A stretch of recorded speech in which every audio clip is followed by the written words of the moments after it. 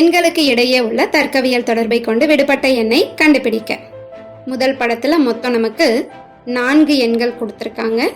இதுல சுற்றியுள்ள 3 எண்களை பயன்படுத்தி நடுவுல இருக்கக்கூடிய 4வது எண்ணை உருவாக்க முயற்சி பண்ணலாம். 67 23 கழிச்சிருங்க, 44. இதோட 4ஐயும் வகுத்துருங்க, 11. இதே அமைப்பை இரண்டாவது படத்துக்கும் நாம செக் பண்ணி பார்க்கலாம். 98 32 கழிச்சிட்டா 66. இத 3ஆல வகுத்துட்டா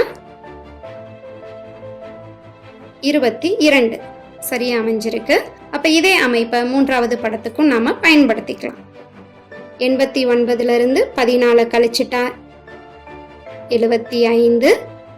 இத 5ஆல வகுத்துட்டா நமக்கு கிடைக்கக்கூடிய எண் 15. சரியான பதில் ஆப்ஷன் பி 15.